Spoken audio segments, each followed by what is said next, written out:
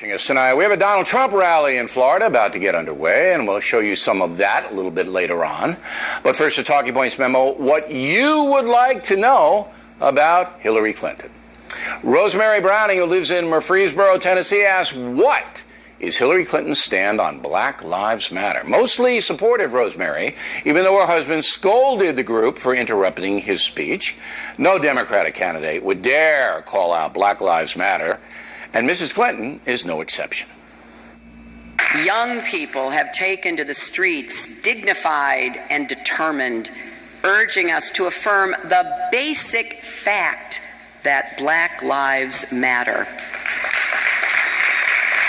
I will never stop working on issues of equality and opportunity, race and justice. Second question from Cynthia and John Mesher, who live in Ocean View, Delaware. There has been some speculation about Hillary Clinton's health.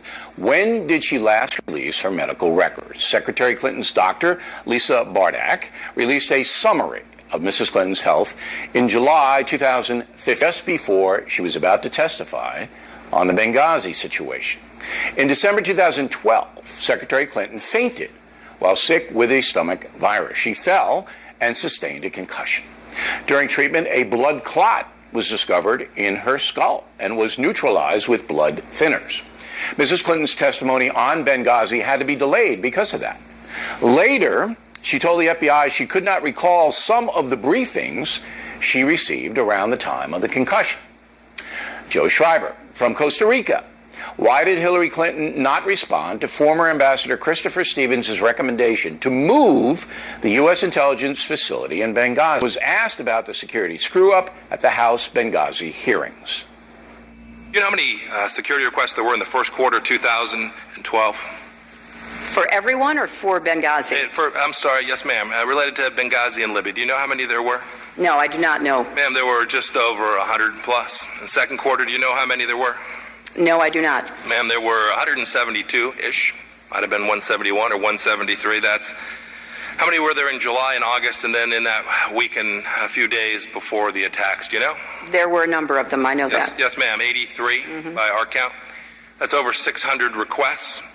You've testified here this morning that you had none of those reach your desk. Is that correct also? That's correct. Bottom line, former Secretary of State maintains she was unaware of any security request from Libya. Sue Boyd writes from Las Vegas. What was the flesh-colored device in Hillary Clinton's ear when she was talking to Matt Lauer earlier this week?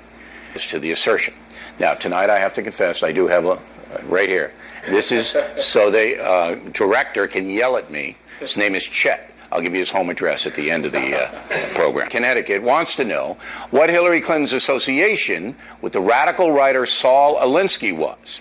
Hillary Clinton did her college thesis at Wellesley on Mr. Alinsky, a very far-left guy. She interviewed him and said nice things about him.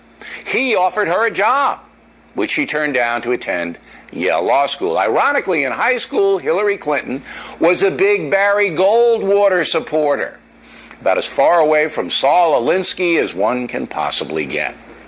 Next question from Tony Ford, who lives in Las Vegas as well. What are the facts in Hillary Clinton's leaving the Watergate investigation? She left because President Nixon resigned. As an attorney working for the House Judiciary Committee, her work was over when Nixon took off in that helicopter and departed for California. Now, there were reports she was fired from her job. Those are not true. John Chevette, who lives in Topsham, Maine, wants to know if an American citizen can sue Hillary Clinton or any other federal official if they don't like their conduct in office. A 1985 Supreme Court decision makes it almost impossible to win a legal judgment against a government official over job performance. It's a lot of mumbo-jumbo in the ruling, but that's the end game. And finally, Dr. Corinne Michaels from Manhasset, New York, wants to know where Brian Pagliano is. Mr. Pagliano, a longtime aide to Hillary Clinton, worked at the State Department and handled her private server at her Chappaqua, New York home. The FBI granted Pagliano immunity in the email case, but what he told the Bureau remains a mystery. And where he is right now, also a mystery. Very good questions. In fact, I'm going to give a copy of my new book, Killing the Rising Sun, to Cynthia and John Mesher, who asked about Mrs. Clinton's medical records. That's a very important thing. Now, on Monday, we will answer questions about Donald Trump. You remember him. What do you want to know about Trump? It will be in the Talking Points memo, same format. Okay? Next on the rundown, Bill Clinton suggesting that the phrase "Make America Great Again" is racist code.